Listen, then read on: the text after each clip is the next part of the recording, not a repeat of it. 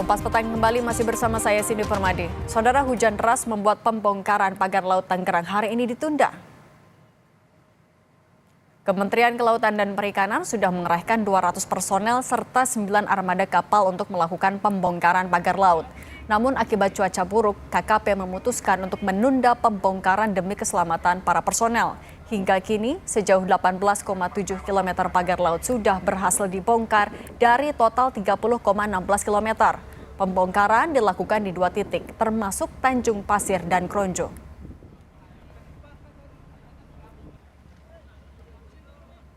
Mantan Menteri Koordinator Bidang Politik, Hukum, dan Keamanan Mahfud MD menyebut ada dugaan pelanggaran hukum dalam kasus pagar laut dan meminta para menteri terkait tak perlu takut jika tidak merasa terlibat. Sebelumnya, saat ditanya soal pagar laut, mantan Menteri ATR BPN Hadi Cahyanto dan Agus Harimurti Yudhoyono menyerahkan kepada pejabat saat ini untuk mengusut pagar laut. Mantan Menteri Koordinator Bidang Politik, Hukum, dan Keamanan Mahfud MD angkat bicara soal sengkarut pagar laut. Mahfud menegaskan, jelas ada pelanggaran hukum dalam kasus pagar laut dan para menteri terkait tak perlu takut jika tidak terlibat. Menurut Mahfud, pengusutan bisa dimulai dengan mencari siapa yang menandatangani sertifikat hak guna bangunan area pagar laut.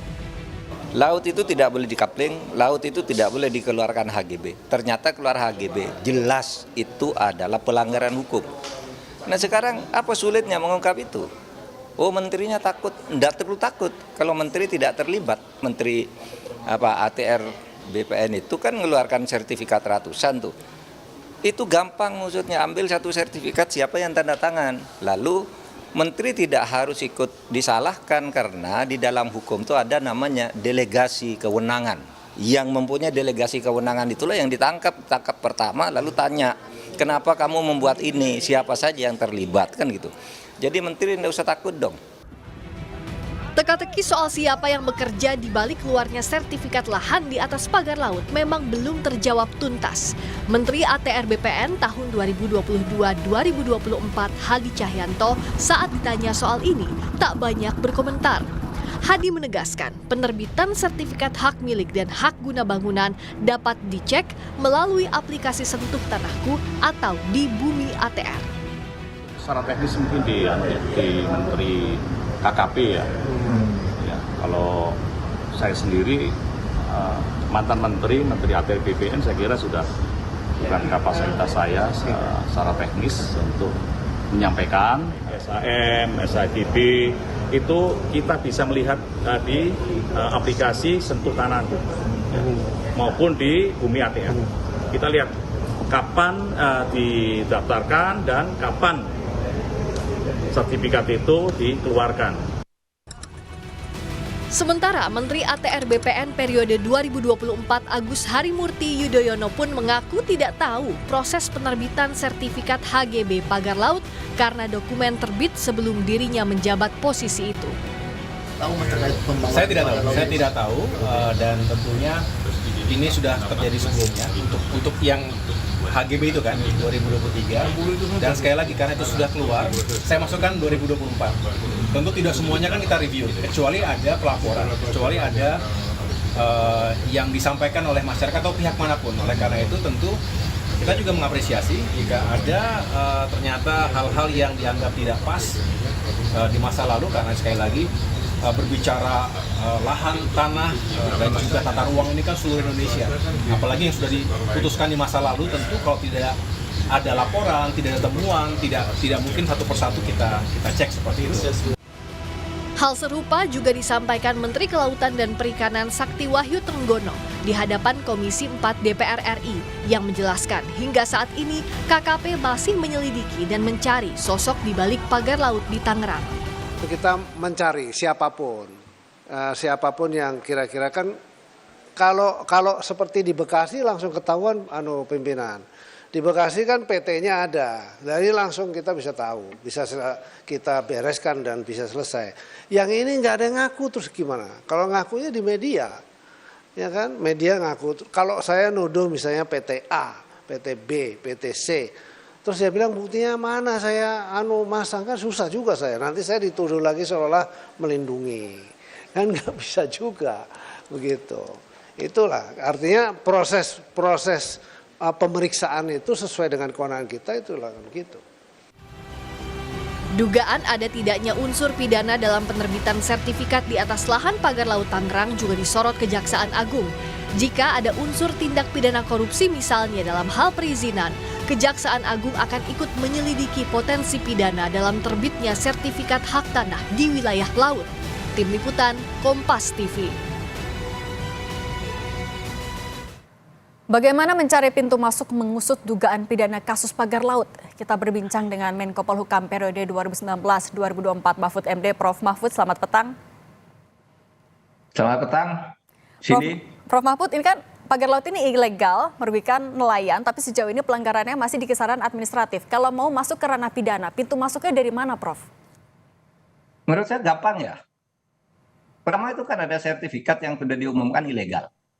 Nah, sertifikat yang ilegal itu kan dikeluarkan oleh siapa, tanggal berapa, pejabatnya siapa. Itu aja panggil dulu. Kenapa kamu mengeluarkan ini? Atas suruhan atasan, atau atas kolusi bawahan, atau dia ikut kolusi. Nanti akan ketahuan kok itu. Karena ada dokumen-dokumen pendukung ketika sebuah sertifikat dibatalkan. Apalagi ini yang dibatalkan ratusan. Itu kan gampang sih. Lalu kemudian pelaku pemagaran. Ya betul Pak Trenggono ya sulit ngambil tindakan. Nah kalau gitu serahkan aja ke penyidik Polri, karena kan di KKP itu ada penyidik PNS, lalu ada juga di dalam hukum itu penyidik Polri, kejaksaan gitu. Serahkan ke situ, itu ada pelanggaran, tolong siapa yang pemagaran itu, yang lakukan pemagaran itu kan ada orangnya yang ngaku bahwa ini swadaya masyarakat, dia sudah menemui nelayan, panggil dia, wajib dia hadir, dipanggil oleh hukum. Kamu masyarakat siapa yang kamu temui bahwa itu swadaya, lalu diusut dari situ. Menurut saya sih tidak sulit sih, gitu. Tapi ini selama ini kok saling lempar badan, ya. Saya selalu mengatakan gini, menteri itu, apakah itu Pak Hadi Cahyanto, apakah AHY atau Sofyan Jalil, tidak usah takut kalau dia tidak sengaja melakukan pelanggaran itu. Itu kan ada delegasi kewenangan di dalam hukum tata negara itu. Ini kewenangan dan tanggung jawab ini atas delegasi dari menteri ini, kan gitu. Kalau dia tidak melakukan, tidak usah takut, katakan aja, tidak usah saling menghindar, serahkan. Yang tepat itu Nusron Wahid, bagus tuh, langsung dia bilang itu ilegal gitu. Dia tidak terlibat gitu, tetapi pasti ada yang terlibat, sampai ada 263 sertifikat ilegal baru di situ, baru di tempat yang Tangerang itu, belum di daerah-daerah lain di Indonesia. Nah kalau kita mau tertib dan mau aman negara ini, ya ini supaya ditindaklanjuti secara hukum pidana gitu, bukan teknis administrasi. Teknis administrasi rebutan semua datang ke pemagaran itu, ada yang ingin memaki-maki, ada yang langsung membongkar rame-rame gitu. Dulunya tidak ada yang mau gitu, baru sesudah presiden memerintahkan lalu rame-rame gitu. Apa perlunya begitu? Sebenarnya satu institusi aja. Prof, asal tapi efektif gitu dari sih. polisi. Oke, Prof, tapi kan polisi bilang masih menunggu investigasi dulu dari KKP. Emang harus birokrasi seperti itu atau sebenarnya polisi bisa langsung aja mengusut? Bisa. Begini, di dalam KUHP itu disebut penyidik utama itu adalah Polri. Lalu PPNS itu adalah penyidik pembantu. Oleh sebab itu ada kewajiban koordinasi. Nah, kalau ini KKP-nya tidak segera memberitahu, Polri dong turun karena penyidik utama. Yang benar itu sekarang yang dilakukan oleh Kejaksaan Agung, meskipun mungkin terlambat seminggu lah ya. Kejaksaan Agung sudah memanggil tuh lurah untuk penyelidikan karena dugaan pelanggaran pidana di dalam pemagaran laut dan izin-izin pengkaplingan itu, izin-izin yang dilakukan untuk pemanfaatan laut. Nah itu udah dipanggil oleh Kejaksaan tanggal 22 kemarin. Sudah agak terlambat, tapi udah betul. Tidak usah nunggu gitu. Itu gampang kok kalau sudah lurahnya itu dipanggil ya Pak Lurah Kohot itu. Kenapa kamu mengeluarkan itu, mana dokumennya, mana letter C-nya, dan seterusnya itu kan bisa dilacak. Apakah letter C itu baru dibuat, sesudah ada itu atau tidak. Itu sekarang teknologinya gampang kok. Membuktikannya gampang kok gitu. Tapi Prof, jadi saya kira tidak usah saling melempar lah. Sekarang ini waktunya nih hukum pidananya ini baru ke teknis administrasi aja. Administrasi pun belum selesai, belum tuntas. Baru berapa katanya, baru 50 yang dicabut. Prof, Atau kalau yang misalnya dibatalkan. sebenarnya untuk mengusut pidananya tinggal men-tracing siapa saja yang terlibat dalam penerbitan sertifikat. Tapi kenapa menurut Anda alot sekali untuk mengungkap dalangnya? Nah, mungkin itu karena tracing itu mungkin akan menyangkut dirinya bisa saja atau keluarganya. Kan banyak ya pejabat-pejabat itu yang kadangkala dirinya tidak tahu, keluarganya dapat, anaknya dapat, istrinya dapat, saudaranya dapat, gitu-gitu tuh mungkin takut terbongkar juga. Gitu bisa saja itu terjadi. Tapi apapun sikap untuk menyembunyikan itu adalah salah secara hukum. Itu merusak negara gitu. Kalau Anda merasa bersih, ya serahkan aja, buka semua. Kasih tuh KKP, ATR, BTN, kasih ke polisi, kejaksaan, Pak, tolong ini nih, salah ini, tolong Bapak sidik gitu. Nah. Gitu. Penyidik kami mungkin tidak mampu karena ada orang dalam juga yang terlibat, kan disebut itu. Hukum membuka itu dan membunyikan itu.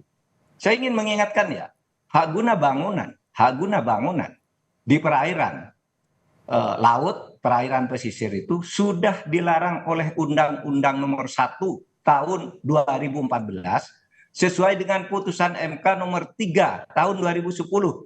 Dilarang pemberian hak bangunan, hak usaha dan sebagainya kepada perorangan dan korporasi di perairan pesisir. Itu jelas bunyinya. Yang dibolehkan itu adalah eksplorasi dengan izin tertentu. Bukan seperti itu. Izin tertentu itu misalnya reklamasi. Eksplorasi apa? Eksplorasi terhadap tambang-tambang di bawah laut gitu. Itu boleh dengan izin tertentu. Kalau borongan kayak gitu belum tentu, belum tahu apa yang akan dikerjakan. Tiba-tiba keluar sertifikat, kan tidak boleh. Menurut undang-undang maupun menurut putusan MK. Prof Mahfud, tapi kalau selama Anda masih menjabat sebagai Menko Polhukam saat itu, pernah ada laporan atau isu terkait pagar laut yang mencuat juga kah? Tidak ada, tidak pernah ada. Makanya ini mengagetkan dan semuanya saling lempar badan. Seumpama pun saya itu ya tidak tahu, tapi begitu tahu pasti ditindak dong. Pasti didatangi lalu ditindak secara hukum. Dulu memang pernah ada, tetapi bukan pemagaran, yaitu upacara 17-an ketika tahun pertama itu saya menjadi Menko Polhukam. Upacara 17-an tuh di sana bendera merah putih enggak boleh, kabarnya nih ada video bahwa di PIK 1 itu enggak boleh ada bendera merah putih. Padahal itu 17-an. Saya bilang tanggal 16 saya akan ninjau ke sana. Saya akan cabut bendera-bendera negara asing yang ada di situ kalau merah putih enggak boleh. Saya sudah siapkan tim ke sana. Tiba-tiba malamnya, Pak, enggak Pak, bendera merah putih sudah ada katanya. Sudah beranu semua gitu. Ya sudah, selesai. Nah hanya itu yang ada. Kok sekarang lalu ke pelanggaran di laut. Yang saya katakan tadi tentang bendera merah putih itu dulu ramai di media. Sehingga saya bentuk tim, besok saya akan ke sana. Saya sudah bentuk sekian orang, ayo ikut saya. Besok kita cabut sama-sama. Kita ganti dengan bendera merah putih. Begitu saya waktu itu tahun 2020 bulan Agustus tuh. Oke, membuka dalang dan juga pidananya di kasus pagar laut ini jadi PR Prof Mahfud MD. Terima kasih sudah berbagi di Kompas Petang. Sehat selalu Prof Mahfud. Sehat, Cindy. Makasih.